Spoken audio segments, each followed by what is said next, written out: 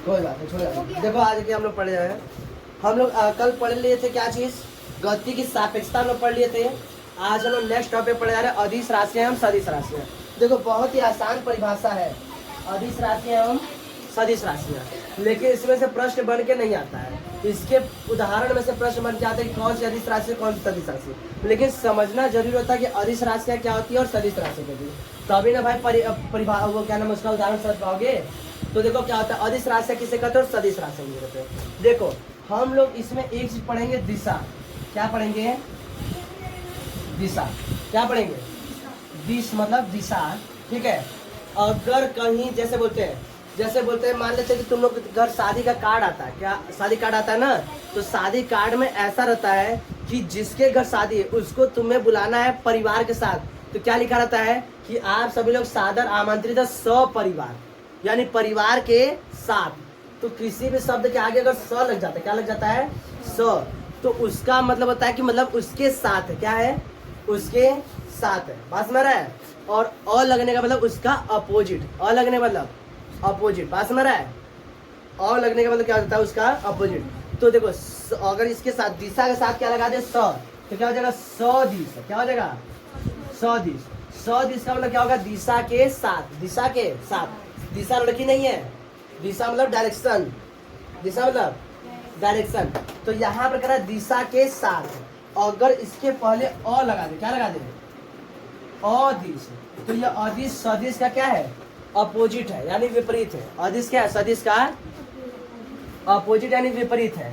तो अदिश का मतलब दिशा के साथ नहीं है, दिशा के बिना, दिशा के बिना। तो इस शब्दों का मतलब तुम्हें समझ में आ गया होगा कि सदिश मतलब दिशा के साथ, अदिश मतलब दिशा के बिना। यहाँ तक तो डाउट क्लियर हो रहा है। अब आगे मैं परिभाषा समझते हैं। देखो हमें पता है कि किसी भी अगर फिजिकल क्वांटिटी का बारे में हमें व्यक्त करना है, कोई भी फिजिकल क्वांटिटी यानी भौतिक राशि है उसको हमें व्यक्त करना है, तो भाई उसका मैग्नीट्यूड यानी कि परिणाम हमें बताना होगा। परिणाम ने परिमाण, क्या बताना होगा? परिमाण। हाँ परिमाण लिखे ना, क्या बताना होगा? परिमाण। परिमाण का मतलब होता है कितना है। जैसे हम बोलेंगे चीनी 1 किलो दे दो, जैसे तुम जाओगे राशन की दुकान पे तो कहोगे मैं चीनी दे दी, तो पूछेगा ना 1 किलो 2 किलो 3 किलो कितना, तो परिमाण तुम्हें बताना होगा, यानी मैग्नीट्यूड बताना होगा। 1 kg यानी 1 2 3 4 ये सब क्या कहलाएंगे? उसके मैग्नीट्यूड कहलाएंगे। जो संख्यात्मक मान होता है, आंकिक मान क्या कहलाएगा? उसका मैग्नीट्यूड कहलाता है। तो किसी भी भौतिक राशि को व्यक्त करने के लिए क्या दिशा की आवश्यकता नहीं होती है, दिशा की आवश्यकता नहीं होती, बस और बस केवल परिमाण की आवश्यकता है, परिणाम नहीं। परिणाम हो जाता है रिजल्ट, परिमाण मतलब उसका मैग्नीट्यूड यानी कि आंकिक मान। बात समझ रहा है? तो क्या बताओगे? ऐसी भौतिक राशियां जिनको व्यक्त करने के लिए दिशा की आवश्यकता नहीं होती है, बस केवल किसकी आवश्यकता होती है? परिमाण की आवश्यकता होती है। वे सभी राशियां क्या, वे सभी भौतिक राशियां क्या कहलाती हैं? अदिश राशियां कहलाती है। अदिश शब्द का मतलब समझ आ गया है? अदिश शब्द का मतलब क्या होता है? दिशा के बिना। भाई परिमाण तो रहेगा ही रहेगा ना, परिमाण का मैग्नीट्यूड कहीं जाने वाला है। तुम कहीं जाओगे, मान लो तुमको चलना है यहाँ से, इससे तुम बताओगे कि मेरा स्कूल कितने किलोमीटर, कहोगे मेरा स्कूल किलोमीटर है, भाई बताओगे ना 1 2 3 4 5 ऐसा किलोमीटर है। बात समझ रहा है? जैसे हम कहेंगे तुमको बुखार है तो नापोगे ना टेम्परेचर कितना बुखार है, तो कहोगे हमें बुखार है डिग्री सेल्सियस है, बताओगे ना हमें कितना है? लगभग 38 डिग्री सेल्सियस से हमें बुखार है, बताओगे ना। तो हमें मैग्नीट्यूड परिमाण बताना जरूरी है। तो परिमाण तो भौतिक राशि, सभी भौतिक राशि का परिमाण तो तय होगा। समस्या फंसता है दिशा का। अगर दिशा साथ है तो सदिश राशि, अगर दिशा नहीं है तो अदिश राशि। बात समझ में आ गया है? कोई डाउट? सिंपल क्या बताओगे कि वे सब जिन भौतिक राशियों को व्यक्त करने के लिए बस और बस केवल क्या होती है? परिमाण की आवश्यकता होती है, वे सभी भौतिक राशियां क्या कहलाती हैं? अदिश राशियां कहलाती है। उदाहरण में हम बस एक लिए हैं, दूरी। अभी क्या बताया? एक दूरी। हम इसलिए ज्यादा एग्जाम्पल नहीं बताए ना, क्योंकि जैसे चाल क्या होता है, वेग क्या होता है, और मतलब त्वरण क्या होता है, बल क्या होता है, ये सब अभी हम तुम लोग को डिफाइन नहीं किए हैं। जैसे जैसे हम आगे बढ़ते जाएंगे, आगे भी हम लोग पढ़ेंगे, दूरी पढ़ेंगे, विस्थापन पढ़ेंगे, चाल पढ़ेंगे, वेग पढ़ेंगे, त्वरण पढ़ेंगे, ये सब आगे जब पढ़ते जाएंगे तो हम इसको बता देंगे कि हाँ ये अदिश राशि है कि सदिश राशि है। यहाँ बस केवल एक उदाहरण दे, दूरी, क्योंकि दूरी को समझाना हम लोग के लिए आसान है। कैसे? जैसे हम तुमसे पूछे कि तुम्हारा स्कूल तुम्हारे घर से कितना किलोमीटर है, तो सिंपल कहोगे मेरा स्कूल मेरे घर से 500 मीटर है। कितना मीटर है? किलोमीटर नहीं, 500 मीटर है। तो हम तुमसे पूछेंगे कौन सी दिशा में 500 मीटर है, नहीं ना, बस दूरी कितना 500 मीटर, कहानी खत्म। तो दिशा की आवश्यकता हुई नहीं। जैसे हम तुमसे पूछेंगे कि आप बताओ तुम जहाँ जाओ चावल लेकर आओ, कितना 1 किलो। हम पूछेंगे कि पूरब दिशा में चावल लेकर आओ 1 किलो, पश्चिम दिशा में लेकर आओ। दिशा से खा का मतलब है हमें बुखार है 3 डिग्री सेल्सियस, अरे सॉरी 38 डिग्री सेल्सियस, तो हम पूछेंगे ईस्ट दिशा में 38 डिग्री सेल्सियस, वेस्ट दिशा में नहीं है, ऐसा बोलेंगे। तो वहाँ पे डायरेक्शन की आवश्यकता नहीं होती है। तो जिन फिजिकल क्वांटिटी की को डिफाइन करने, डिटरमाइन करने के लिए हमें डायरेक्शन की आवश्यकता नहीं होती है, वे सभी क्या कहलाती हैं, स्केलर क्वांटिटी कहलाती है। क्या कहलाती हैं, यानी कि अदिश राशि। बात समझ में आया, ठीक है। अभी क्या बताया उदाहरण बात, दूरी, क्या बताया, दूरी। बात समझ में आ रहा है। अगला, जिन भौतिक राशियों को व्यक्त करने के लिए परिमाण तथा दिशा दोनों की आवश्यकता होती है, वे क्या कहलाती है, सदिश राशि। क्या कहलाती है, सदिश राशि। उदाहरण में क्या लिख दोगे, बल। क्या लिख दोगे, बल। बल एक सदिश राशि है। बल क्या है, सदिश राशि। बात समझ में आ रहा है। तो यहाँ पर उदाहरण बल लिख लो।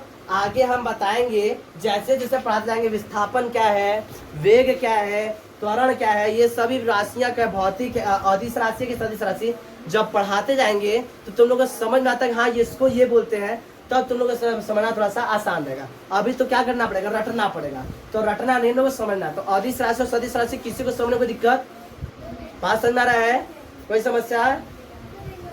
हाँ, अदिश राशि यानी स्केलर क्वांटिटी किसे कहते हो, तो क्या बताओगी कि वे सभी फिजिकल क्वांटिटी जिनको डिटरमाइन करने के लिए बस केवल मैग्नीट्यूड यानी परिमाण की आवश्यकता होती है, क्या कहलाती है, अदिश राशि कहलाती है। एग्जाम्पल में क्या बताओगे, दूरी। क्या बताओगी, दूरी। जबकि वह सभी फिजिकल क्वांटिटी जिनको डिटरमाइन करने के लिए या फाइंड करने के लिए हमें परिमाण यानी मैग्नीट्यूड और डायरेक्शन दोनों की जरूरत होती है, तो उसे क्या बोलेंगे हम लोग, वेक्टर क्वांटिटी। क्या बोलेंगे, वेक्टर क्वांटिटी। एग्जाम्पल में क्या लिख दोगे, अभी बस लिखोगे बल, क्योंकि बल हम पिछला पढ़ाए हैं, फोर्स पढ़ाया है, इसलिए हम बोल दिए।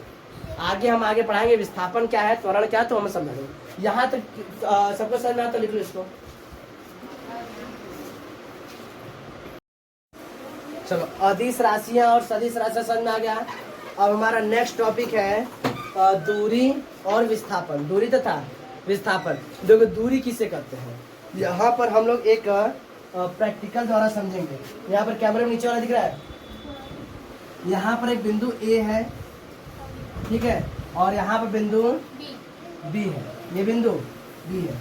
अब देखो बिंदु ए से बी तक हम चल रहे इस तरह से,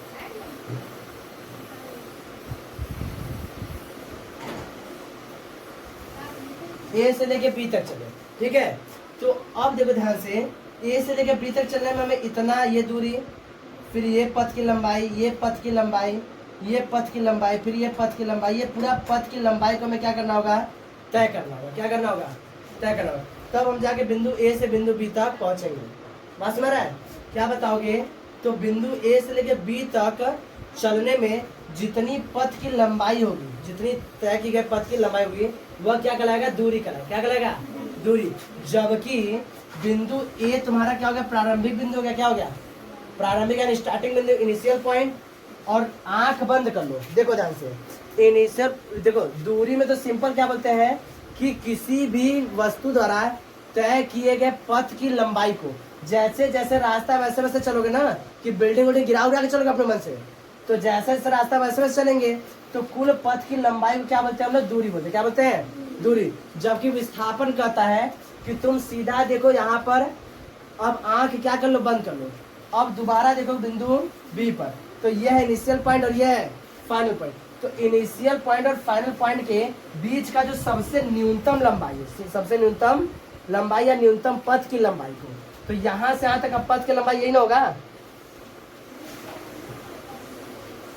ये वाला येलो वाला, तो यह कहलाएगा येलो वाला विस्थापन। क्या कहलाएगा, विस्थापन है डिस्प्लेसमेंट। जबकि ब्लू वाला क्या कहलाएगा तुम्हारा, डिस्टेंस। बात समझ रहा है। तो डिस्टेंस में क्या बताओगे कि किसी भी वस्तु द्वारा तय किए गए कुल पथ की लंबाई को, कुल पथ की लंबाई को दूरी कहते हैं। क्या बोलते हैं, दूरी। और दूरी एक अदिश राशि है। दूरी क्या है, एक अदिश राशि। और दूरी का ऐसा, दूरी अदिश राशि जी, दूरी कैसी राशि है, अदिश राशि है। और दूरी का ऐसा ही मात्रक क्या होता है, मीटर होता है। दूरी का ऐसा ही मात्रक मीटर। बात समझ में आया? दूरी किसे कहते हैं क्या बताओगे? किसी भी वस्तु द्वारा तय किए गए कुल पथ की लंबाई क्या बोलते हैं हम लोग? दूरी बोलते हैं। दूरी कैसी राशि है? अदिश राशि है। इसका एसआई मात्र क्या होता है? मीटर होता है। बात समझ में आया? अगला विस्थापन किसे कहते हैं? विस्थापन कहता है किसी भी गतिमान वस्तु द्वारा तय किए गए और सर किसी भी गतिमान वस्तु की प्रारंभिक बिंदु तथा अंतिम बिंदु के बीच की सबसे छोटी यानी न्यूनतम लंबाई को विस्थापन बोलते हैं। क्या बोलते हैं? विस्थापन बोलते हैं। बात समझ रहा है? तो विस्थापन एक सदिश राशि। विस्थापन क्या है? क्योंकि सीधे चलना है ना, हम तुमसे पूछेंगे कि 2 मीटर का विस्थापन, तो बोलोगे ना कि यहाँ पर दिशा बताना होगा ना। 2 मीटर विस्थापन किधर? इधर की इधर की इधर, ईस्ट में, वेस्ट में, नॉर्थ में, साउथ में, किधर 2 मीटर का विस्थापन करें? हम बोले कि तुम 2 मीटर डिस्प्लेस्ड हो जाओ। 2 मीटर तुम बोलोगे ना किधर डिस्प्लेस हो? भाई दूरी तो 2 मीटर किधर चल दो, कोई दिक्कत नहीं, लेकिन डिस्प्लेस होना है तो सीधा ना होना है। तो तुम बताओगे हमें ईस्ट किधर, वेस्ट डायरेक्शन में डिस्प्लेस होना है। बात समझ रहा है? तो यहाँ पे डायरेक्शन बताना जरूरी हो जाता है। तो डिस्प्लेसमेंट क्या है यानी विस्थापन क्या है? सदिश राशि। क्या है? सदिश राशि। इसका भी एसआई मात्र क्या होता है? मीटर होता है। क्या होता है? बात समझ रहा है? क्योंकि दोनों क्या है? लंबाई है। दोनों क्या है? लंबाई। बात समझ रहा है? किसी को दिक्कत? दूरी किसे कहते हैं? तो किसी भी वस्तु द्वारा तय किए गए कुल पथ की लंबाई, कुल पथ की लंबाई दूरी, जबकि किसी वस्तु की गतिमान वस्तु की प्रारंभिक बिंदु तथा अंतिम बिंदु के बीच की न्यूनतम लंबाई को विस्थापन कहते हैं। क्या बोलते हैं? विस्थापन। और विस्थापन क्या है? सदिश राशि और इसका एसआई मात्रा क्या होता है? मीटर। तो बात समझ में आ रहा है? किसी को दिक्कत? ये लिख लो। इसके बाद हम लोग पढ़ेंगे दोनों में अंतर। इसको लिख लो पूरा।